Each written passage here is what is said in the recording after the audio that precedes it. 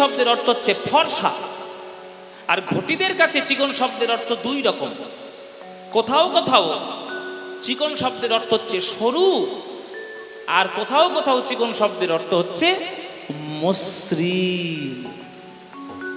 এইখানে পদকর্তা যে চিকন শব্দটি বলেছেন সেই চিকন শব্দের অর্থ হচ্ছে মসৃণ, মানে গোবিন্দের মসৃণ কালো রূপ নয়নে লাগিল, ধরনে না যায় মরহিয়া।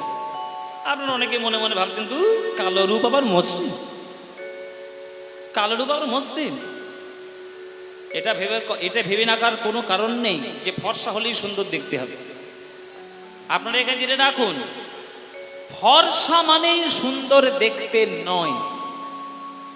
এমন এক কিছু কিছু রূপ রয়েছে যেটা ফর্সা না হলেও তার দিকে একবার তাকালে আর অন্যদিকে তাকানো যায় না। ও মায়েরা, তোমরা জানো প্রত্যেক বছর একটা বিশ্ব সুন্দরীর প্রতিযোগিতা হয়, মিস ইউনিভার্স বিশ্ব সুন্দরী প্রতিযোগিতা হয়, সব থেকে সুন্দর দেখতে কে বিশ্বের মধ্যে সেই বছর। তো এইরকম অনেক বিশ্ব সুন্দরী আছেন যারা নাইজেরিয়ান লোক। আর নাইজেরিয়ায় মানে আপনারা বুঝতেই পারছেন কিরকম কালো হবে, কয়লার থেকেও বেশি কালো তারা, কিন্তু তাদের রূপের বলিহারি যায়, এত সুন্দর দেখতে চোখ ফেরানো যাবে না।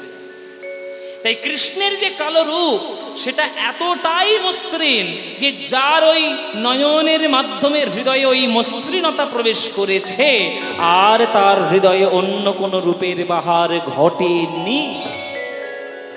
তাই চিকন কালিয়া রূপ কোথায় লাগিল? মরমে লাগিল, মনের মধ্যে লাগিল। সেই থেকে ধরনে না যায় মরহিয়া, আমি সেই থেকে ধৈর্য ধারণ করতে পারছি না। তাহলে তার গোবিন্দের রূপের ছটা কেমন? কত চাঁদ ও নিঙাড়িয়া বধুর মুখখানি মাজিয়াছে গো। আগেকার দিনে লোকের বিশ্বাস ছিল আকাশের চাঁদ মানে হচ্ছে অমৃতের রসগোল্লা। ও মায়েরা, রসগোল্লা চিপে ধরলে কি বেরোয়? রস। আগেকার দিনের লোকের বিশ্বাস ছিল চাঁদকে চেপে ধরলে অমৃত বেরোবে। হ্যাঁ, লোকের বিশ্বাস যে চাঁদ হচ্ছে অমৃতের রসগোল্লা, তাকে চেপে ধরলে অমৃতের বিন্দু ধারা বেরোবে। আর ওই পৃথিবী শুধু নয়, মহাকাশের শত শত চাঁদকে নিংড়ে নিয়ে তাদের ভেতর থেকে যে অমৃত বারিধারা বেরিয়েছে, ওই অমৃত রসধারা দিয়ে যেন গোবিন্দের মুখমণ্ডল মার্জন করা হয়েছে। এত অপূর্ব রূপ। কত চাঁদ নিঙাড়িয়া বধুর মুখখানি মাজিয়াছে গো, না জানি তাই কত সুধা দিয়া। আর গোবিন্দের এই মুখের মধ্যে সব থেকে দামি জায়গা কোনটা? কোনটা সব থেকে দামি জায়গা? যেমন ঘরের মধ্যে সব থেকে দামি জায়গা হলো ঠাকুর ঘর। কি মায়েরা, জুতো পরে রান্নাঘরে ঢুকতে পারবে, জুতো পরে বাথরুমে যাবে, সবার ঘরে যাবে, জুতো পরে ঠাকুর ঘরে ঢুকতে পারবে? তাহলে দামি ঘর, তাই না? যেমন হিমালয়ের মধ্যে সব থেকে দামি জায়গা মাউন্ট এভারেস্ট, তেমনি গোবিন্দের মুখমণ্ডলের মধ্যে সব থেকে দামি জায়গা কোনটা? অধরের দুটি কুল জিনিয়া বাঁধুলে ফুল, অধরের দুটি কুল জিনিয়া বাঁধুলি ফুল,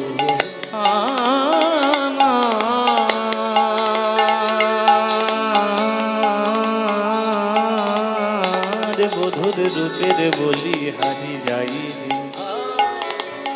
বধুর রূপের বলি হারি যাই রে। ওই রূপ যে দেখেছে সেই তো ভুলেছে, ওই অধর পানে নয়নে দিয়ে হৃদয় আকুল হয়েছে।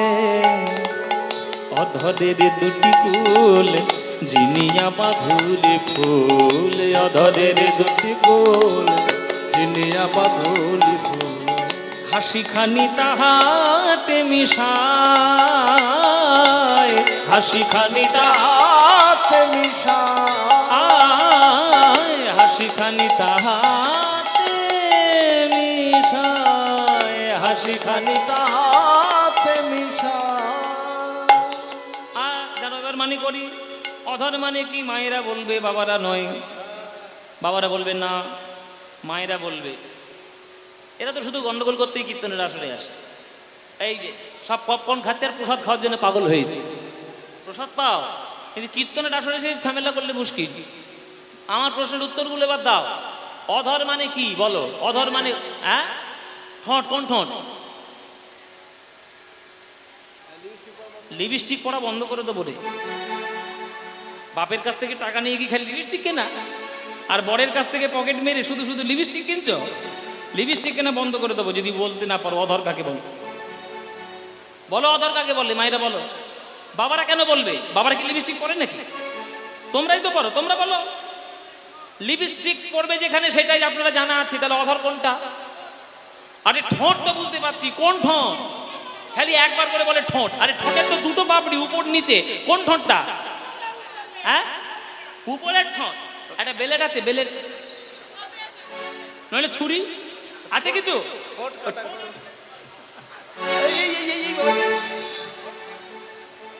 উপরের ঠোঁট। ও মায়েরা কোন ঠোঁট?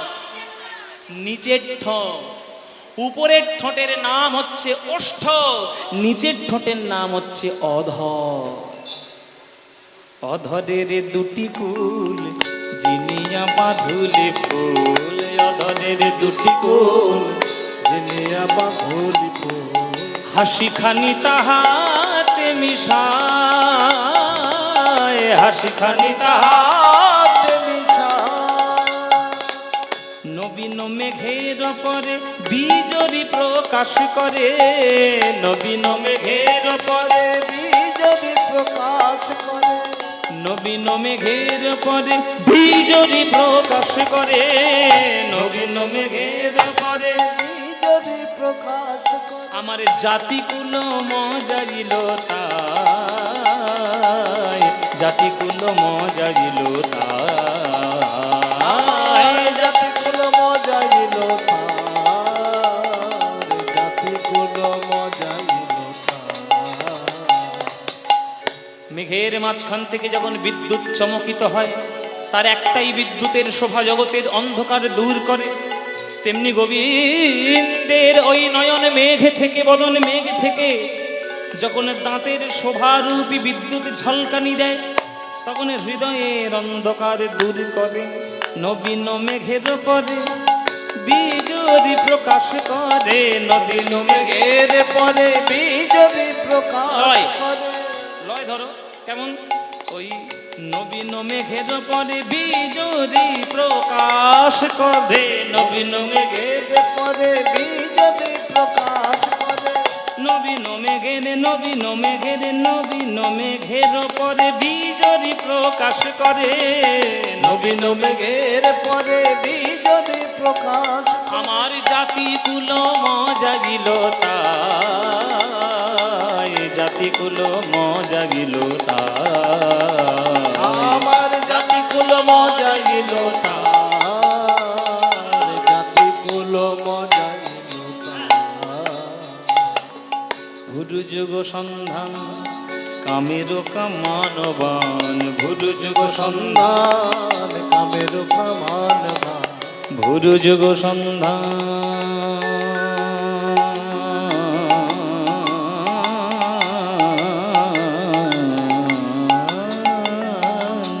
ভুরু যুগ সন্ধান কামের কামানবান, ভুরু যুগ সন্ধান, সন্ধান কামের প্রমাণ ভান। কামেরও কামানো বান। আপনাদের দিকে শীতকালে কাঁধে তুলোর বস্তা নিয়ে বিহারিরা আসে না লেপ বানাতে? আসে না? আছে তো? সেই দেখবেন ধনুকের মধ্যে একটা দেওয়া থাকে, আর সেই দড়ির ওপরে এই মুগুর পেটা করে, ড্যাউ ড্যাউ ড্যাউ ড্যাউ করে আওয়াজ হয়। তুলোকে পেটে, তুলোকে ধনে, ওই জন্য তুলোগুলো চ্যাপটা থেকে ফুলে ওঠে। ওই জন্য আমরা একটা বাংলায় কথা বলি না, তুলো ধনা করে ছাড়বো, বলে না মারামারি করলে? তুলো ধনা মানে প্রচন্ড মার। ওই তুলোর উপরে ওই সুতোটা রেখে ওই মুকুটটা নিয়ে মারে, ওইটাকে বলে ধুনান। কি বললাম? ধুনান। তুলোকে ধুনা হয় বলে ওইটার নাম হচ্ছে ধুনান। তো ওই যে ধুনান মানে কিন্তু পদকর্তা এইখানে সাহিত্যে বলেছেন ধনুক। যখন দেখবেন ওই তীর মারা হয়, তীর যখন আছে তাহলে ধনুক নিশ্চয়ই আছে। গোবিন্দের ভুরুটা এই পার থেকে শুরু হয়ে এই পার পর্যন্ত জোড়া ভুরু, তাই দূর থেকে দেখে মনে হতো যেন ধনুক। ভুরু যুগ সন্ধান কামেরও কামানবান, ভুরু যুগ সন্ধান কামের প্রমাণ ভান। হিঙ্গুলে মণ্ডিত দুটি আখি রে, মন্দিত দুটি আখি,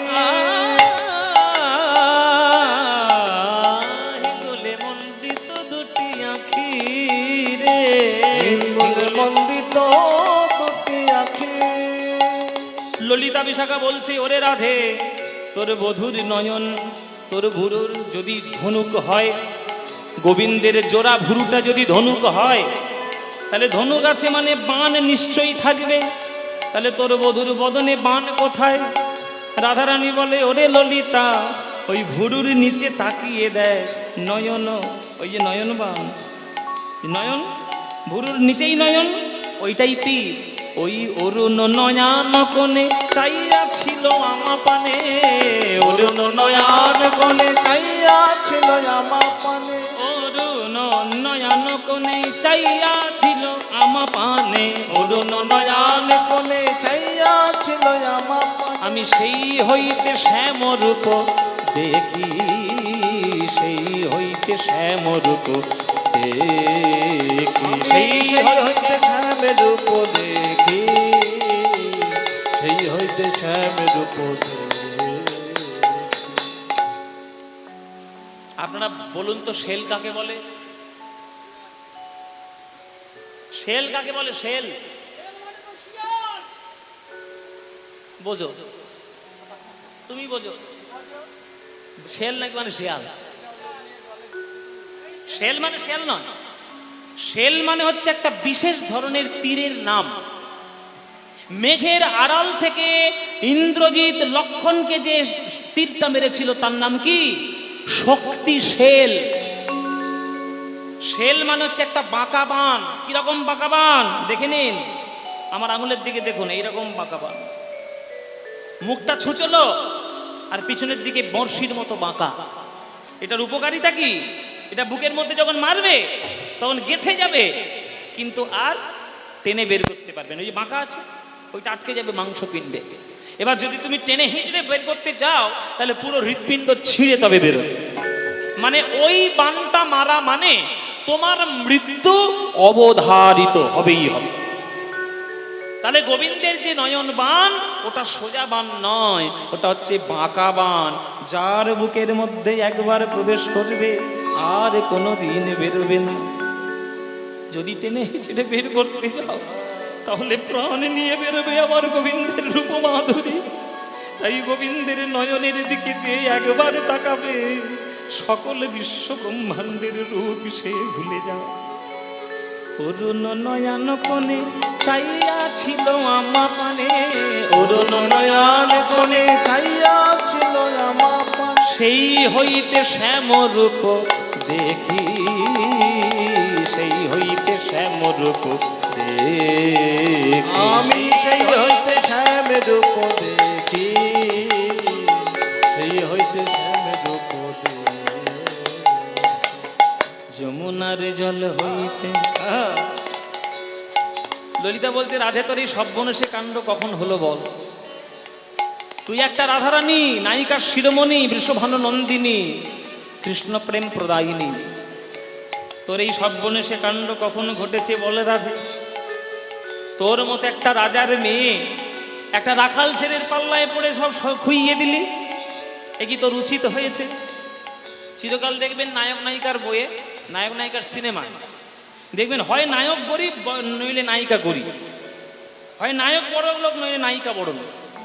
হ্যাঁ, হীরক জয়ন্তী দেখেননি সিনেমা? ছেলে গরিব, মেয়ে খুব বড় লোকের মেয়ে, তার মধ্যে দুজনের মধ্যে প্রেম হয়েছে। সেই প্রেমের জন্য কি না কি হয়ে যাচ্ছে, একেবারে উথাল পাথাল, তাই না? তাই তো বাড়ির লোকরা তো বলবেই যে তুই এত বড় একটা ঘরের মেয়ে হয়ে তুই একটা বিক্রি ছেলের সঙ্গে প্রেম করলি, তো লজ্জা করে না? তখন ললিতা বিশাখাও তাই বলছে, তুই একটা রাজার মেয়ে হয়ে রাখাল ছেলের প্রেমে পড়েছিস, তোর লজ্জা করে না? তাহলে সর্বনেশে কাণ্ড কখন থেকে ঘটলো রাধে বল? কবে থেকে ঘটেছে? কবে থেকে ঘটেছে? তখন রাধারানী বলছে, ললিতারে কবে থেকে ঘটলো জানিস?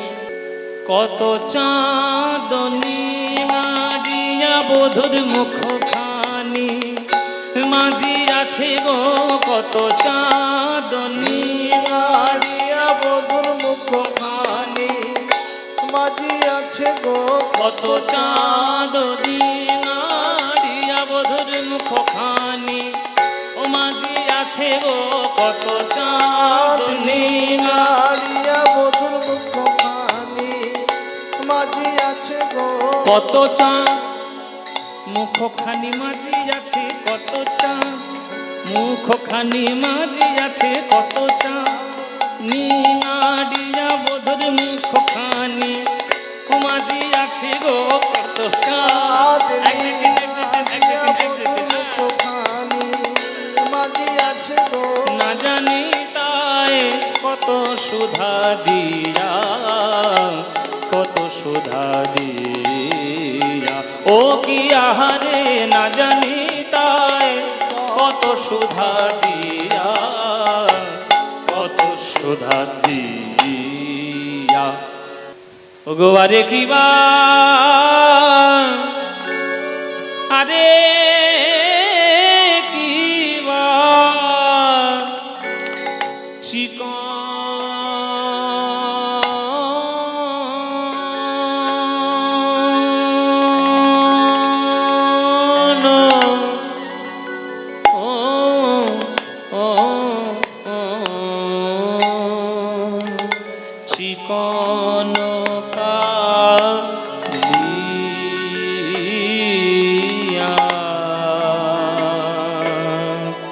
কালিয়ার উপর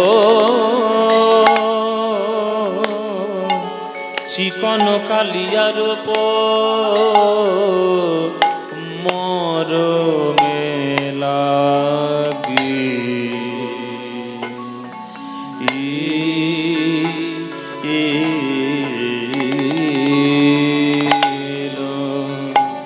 ও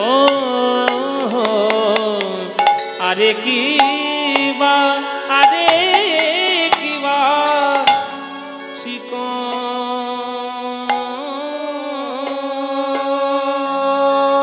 ললিতা রে তারা বুঝি ভালো করে তারা বুঝি ভালো করে দেখে দেখে না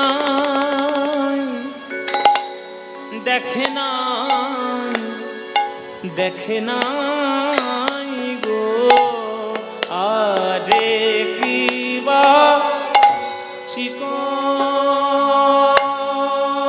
ললিতা রে তারা বুঝি ভালো করে ওগো তারা বুঝি ভালো করে দেখে দেখে নাই দেখে নাই দেখে নাই গো ওগো যারা কৃষ্ণ কালো বলে গোবিন্দের আলো ওগো আলো করা রূপ যারা যারা কালো বলে গোবিন্দের আলো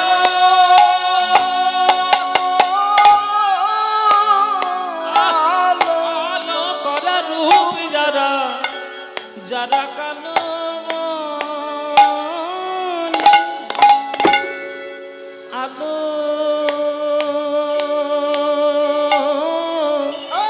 ওগো আলো করা রূপ যারা কালো বলে গোবিন্দের আলো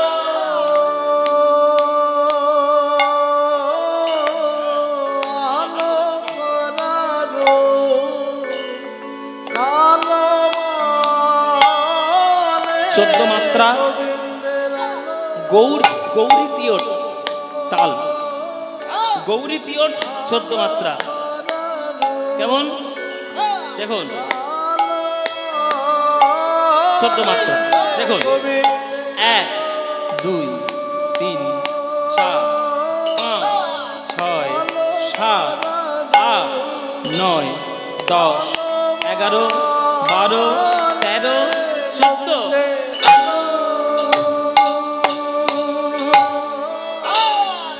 আলো করা রূপ কালো বলে সন্ধে। এই হচ্ছে প্রকৃত কীর্তন। আহা, কালো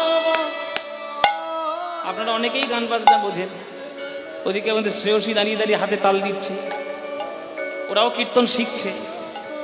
আপনারা ওদেরকে আশীর্বাদ করবেন, প্রকৃত কীর্তন যেন কৃপা করে ওদের। আমরা চেষ্টা করি প্রকৃত কীর্তন গান যেন আমাদের মাথার উপর আশীর্বাদ দেয়, নইলে এই কীর্তন রক্ষা করা যাবে না। আহা, কালো বলে আলো,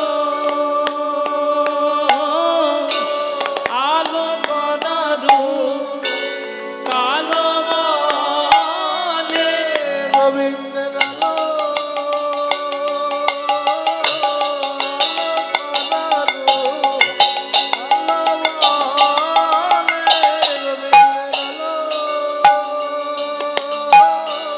আহা,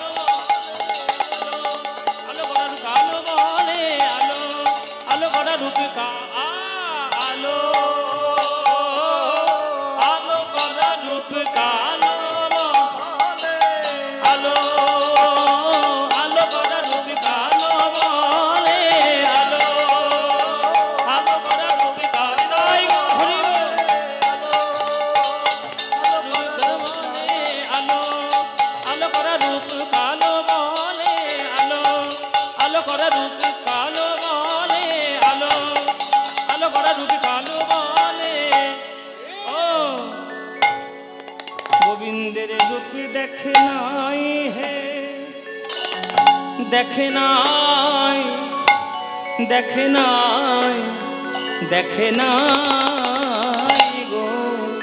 ও আরে কি বা, ও গো আরে কি বা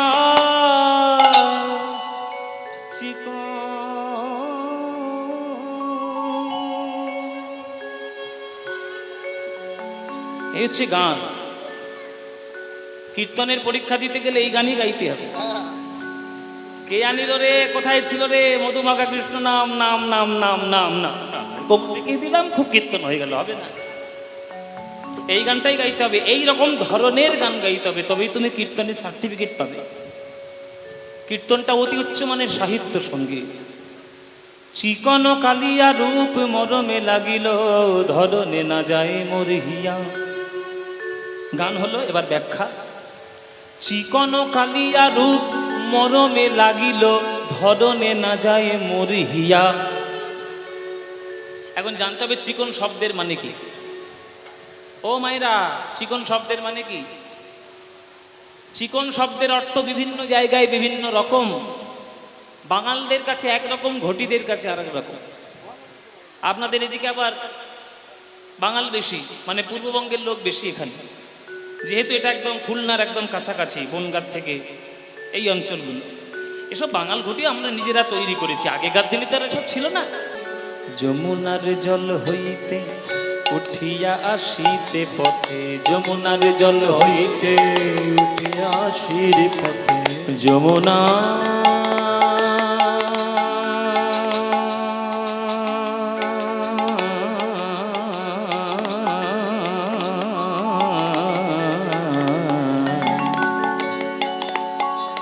যমুনা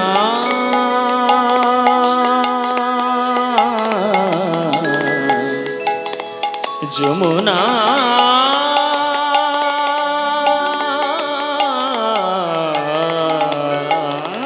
যমুনা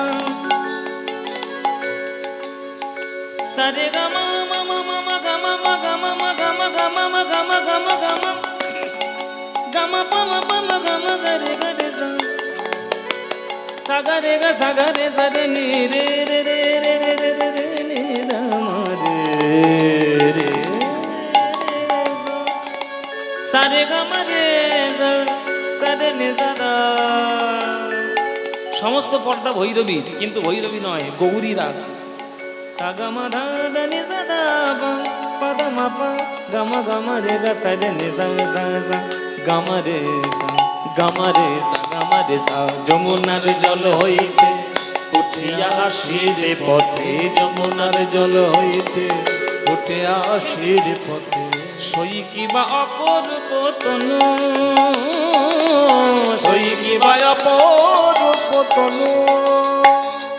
জ্ঞান দাসেতে কয় শুধুই সে সুধাময়, জ্ঞান দাসেতে কয় শুধুই সে সুধাময়, আর কিছু নয়, আর কিছু নয়, শুধুই সে সুধাময়। আর কিছু নয়, আর কিছু নয়, শুধুই সে সুধাময়, আর কিছু নয়, আর কিছু নয়, শুধুই সে সুধাময়। আর কিছু নয়, আর কিছু নয়, শুধুই সে সুধাময়।